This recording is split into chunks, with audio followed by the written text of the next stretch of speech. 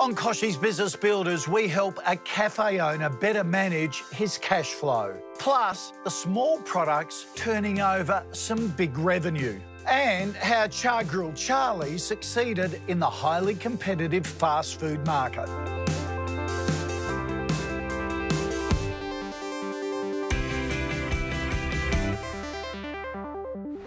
Hello and welcome to another episode of Kochie's Business Builders.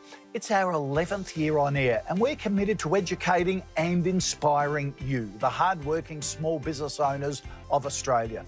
This week, we're talking to Joel, a cafe owner who's on a mission to really streamline his operation and better manage his cash flow. We've linked him up with the Chief Executive of Square, a mobile payment company, who has some great tips for all of us, not just Joel. Now, like most of us, Joel just wants to focus on the one thing he's really passionate about, being a barista. Let's hear his story.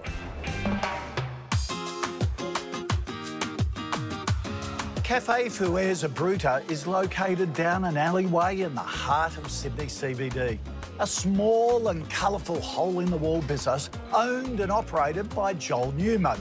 Hey Joel, how you going? Ben, nice to meet you. How you going? Ben Pfisterer from Square has come along to understand Joel's startup story. The cafe basically started while I was traveling in South America.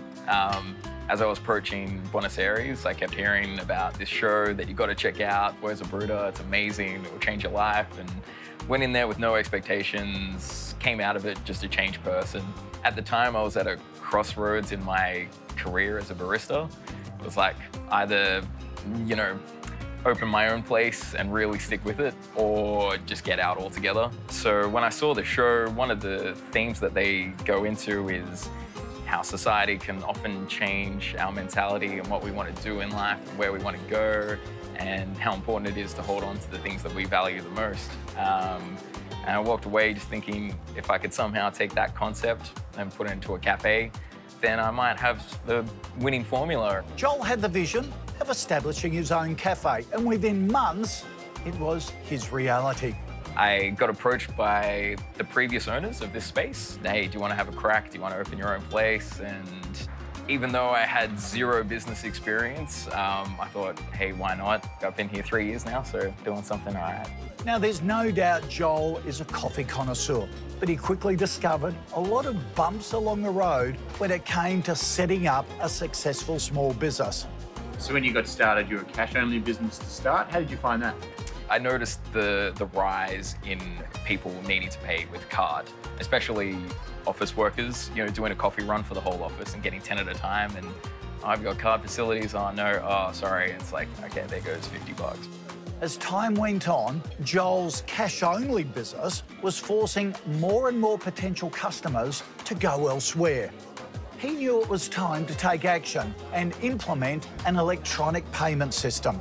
Did a bit of research, found Square, and for someone as technologically backwards as me, being able to use it as quickly and easily as I could, it was a game breaker.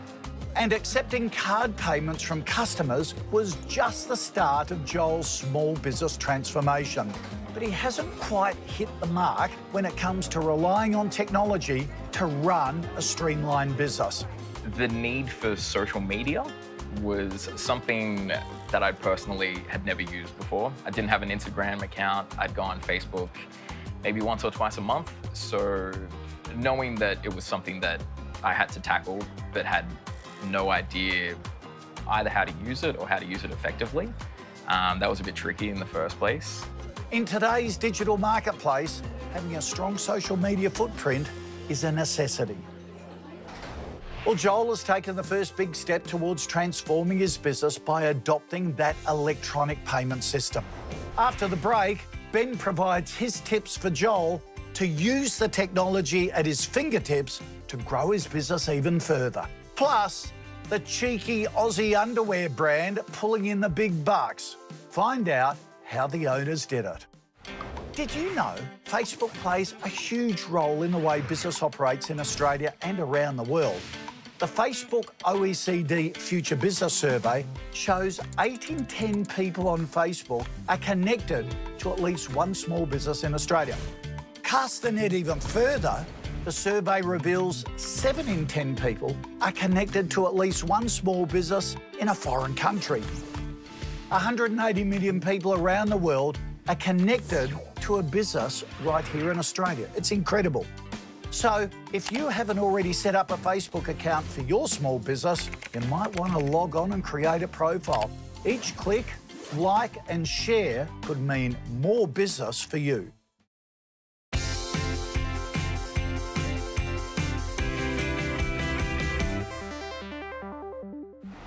Hi, my name is Fido English from Balance.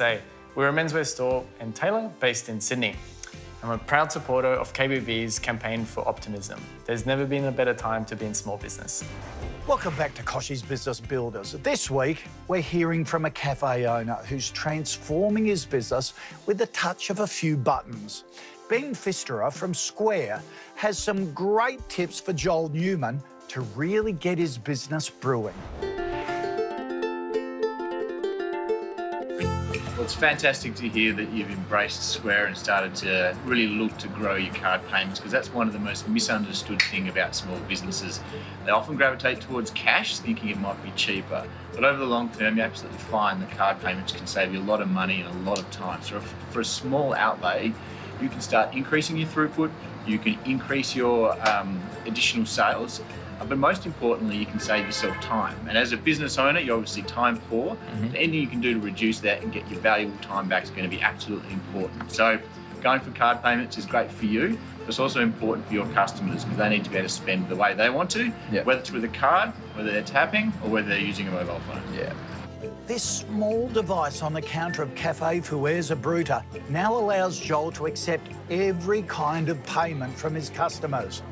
It can also do the bookwork, giving Joel more time to focus on making a quality cuppa for his customers.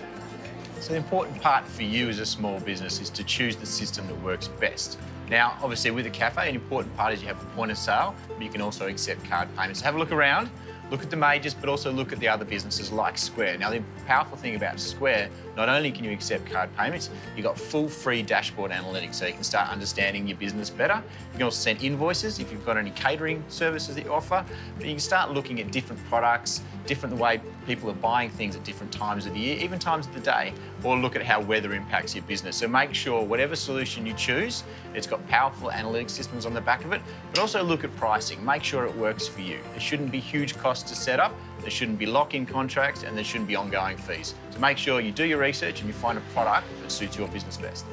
Joel is implementing those tips from Ben to manage his cash flow, but he's also in need of advice when it comes to relying on social media to market his cafe.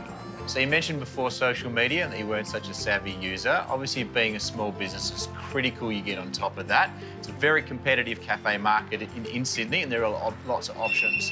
Now, you've got an amazing site here with a great aesthetic, so make sure you promote that. Not only do you not have to pay for marketing, let your customers do it for you. They're obviously really passionate about you and your business, so let that shine through with social media. Get on Instagram, get on Facebook, and make sure you stay active.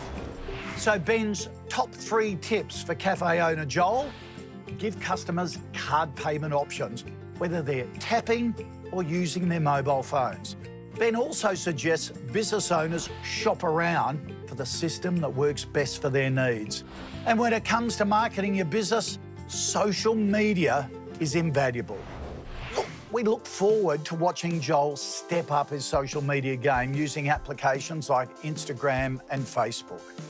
Now to Pillars of Success, a new segment to help you build solid foundations for your business. As you probably found very early on, as an owner, you can't do it all. Roland Hannacroot from New Perspectives Business Coaching explains how and when to say no.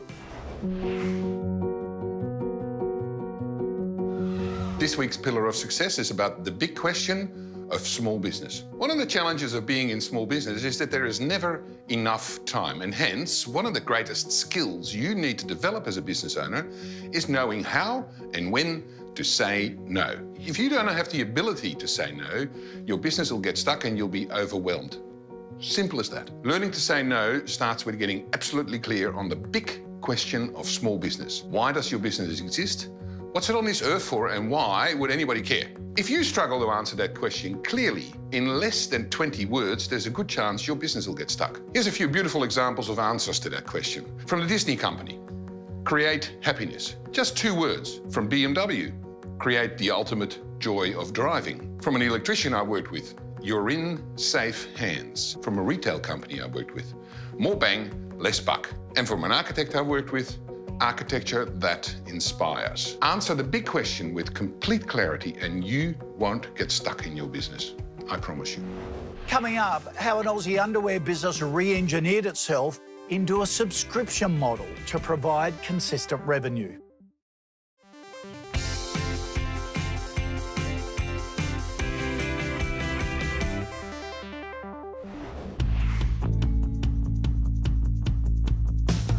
Hi, I'm Ryan Sher from Chargrill Charlie's, and my 3 top tips for success are: look after your staff like they're family. Over the years, we've sponsored lots of staff that are amazing to us, that are now Australian citizens. We've helped them buy cars, we've helped them get loans for houses, and our staff are our family. Treat your customers like customers should be treated, which means do everything that they want. If they want something, nothing is too much trouble. They're the boss, they're the ones paying the bills. And don't be scared to innovate. Everyone's scared of technology or scared of this when you hit a certain age. Don't be scared. We built an app, we've embraced social media, and there's a million things out there. All of them can be good if you just embrace them. And those are my 3 top tips for success. Now to the inspiring story of a bloke from the Sunshine Coast in Queensland. Rob Rand started the Knobby Underwear business back in 2008. He admits he harboured a quiet hatred of poorly made undies. Plus, he didn't like going to the shops. He sounds like a typical bloke, doesn't he? So he created his own unique products, which are now shipped direct to thousands of homes each month. The fun-loving brand is going great guns after the owners implemented their own customised CRM system to track orders. Plus, they implemented a subscription model, for undies, which does wonders for consistency of revenue. Knobby Underwear, we're an underwear club that's primarily based on the subscription model. We send out a new, unique design every month. It's fun, it's cheeky, it's quirky, and it's definitely lighthearted. And look, it's colloquial Aussie, and I think that is what really resonates with our customers and what they connect to. We've been around for about 2.5 years. We launched in 2014 is when we sent out our first pair. Since then, it's gone from strength to strength, and we ship approximately 250,000 pairs of underwear every year. It was back in 2012 when my wife dragged me along to a small remote country town in far north Queensland of a population of about 200 people, and she was there for her country service as a teacher. Our nearest shops were a 6-hour round trip, so it was kind of every time we went out there, underwear kind of went to the bottom of the list. And look, my underwear drawer was definitely not looking the best. So I felt that if I was having this problem where, you know, they were being given least priority, then I'm sure other people were as well.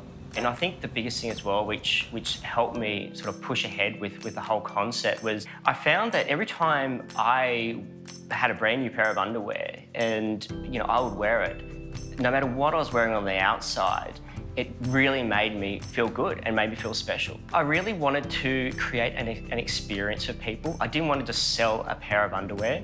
So the best way to do that was to use the subscription model. If somebody has an ongoing membership, then they forget about it. It turns up in the mail, and it's a design that they've never seen before, and it just creates a really nice feeling for them. Knobby is not just an underwear brand. We're very much a tech company. So we drive our brand through the digital space. For example, we've custom built our own CRM and order fulfillment program to handle our solution, because there's nothing else out there like it. We also leverage off the digital space through social media. It's very important to us. You know, we do strategically plan a lot of our campaigns. That's really how we can connect with our customers. Yeah, there's definitely been some lowlights. It was really hard to start with. When we first started the brand, trying to find the right suppliers from overseas. So one of our first products that we were conceptualising came from a supplier in India, and we struggled. You know, the first batch that came over,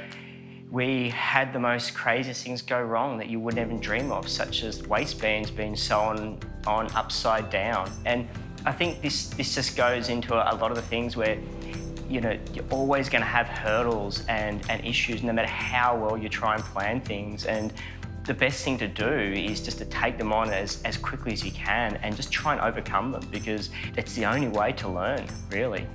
In 10 years' time, it needs to be a household name. We need to have people referring to their undies as Knobbies. We have some great things coming up. We're definitely going to be rolling out new styles, and we actually have some new, completely different products being launched around Christmas, and they are really exciting. I just can't wait till they hit the market.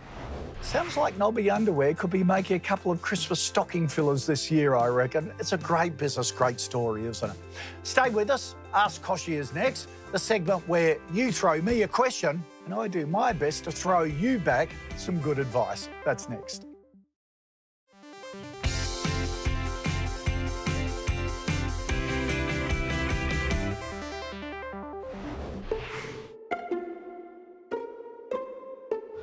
The NBN can be a game changer for your business. High-speed broadband can open up doors to customers around the world and allow you to deliver a richer, more productive, and higher quality service. So when the NBN comes to your neighborhood, what do you need to know to be prepared? Well, first off, the NBN consists of upgrading the data cables that deliver the internet around the country. And the type of cables used depends on where your office is located and the NBN code's plans for the area. Different technologies are used as part of the NBN's multi-technology mix. As some cable types rely on the older copper network to connect to your office, your NBN connection speeds may be less or more than others in other NBN-connected areas. Connection types include fiber to the premises, fiber to the node, fiber to the basement or distribution point, HFC, fixed wireless, or satellite. So there's a lot there. And these will limit the overall amount of internet speed delivered to your office. So when it's ready in your area, you'll need to choose a plan. Plans are usually ranging from 25, 50 to 100 megabits a second. Higher is generally better, especially if you want to serve the internet from your office or if you have a lot of cloud services. It's that time of the week again where I offer my thoughts to owners wanting to improve their business. Odette Barry, a full-time marketing and PR consultant, got in touch with a question many small business owners ask themselves. Hi Kochie, my name's Odette Barry. I recently started my business Odette & Co, which is a marketing and PR consultancy. And I'm just wondering if you have any advice for me around how I should structure my time in how much I allocate to growing my own business and how much I should be working on my existing clients. Oh, great question, Odette. Firstly, congratulations for deciding to start your own business. It's terrific. It's a tough decision to make and is always much harder than most people think it's going to be, so good on you. In addition to being a full-time marketing and PR consultant, you're now also a full-time boss, assistant, bookkeeper, business owner. Congratulations. All things that require time and dedication if you want your business to succeed. Did you know that 95% of all businesses fail within the first year because not enough time is dedicated to actually managing the business? It is scary stuff, but a great reminder. So to ensure you don't become another statistic, absolutely essential you schedule in strategy and think time every week. Now, I'm a process sort of bloke, schedules and list type of person, which makes managing my time and business much easier. But if you're not like me, you'll need to put some sort of time management system in place. To do this, start by developing a basic business plan. Then determine what actions are needed to implement it and how much time each action is going to take, keeping in mind your strategy and think time. Now, create a weekly schedule and stick to it. That's the important thing. That way, you won't forget to give your own business the time it desperately needs. It's also a clever idea to join networking groups in your local area or industry. These sorts of groups can help generate referrals and increase business. You'll also be exposed to new opportunities and hopefully influential people. Try your local Chamber of Commerce, women's business networks or online forums. And find yourself a mentor and make time to meet with them regularly. Having the opportunity to talk with and get advice from an outsider will not only impact your business in ways you never thought possible, it will also make you a better person. I've always had mentors. So there you have it, Odette. Even though time is money, it's also essential to your business success. Now, for more time management tips and advice, don't forget to sign up to our newsletter. Just go to kochiesbusinessbuilders.com.au.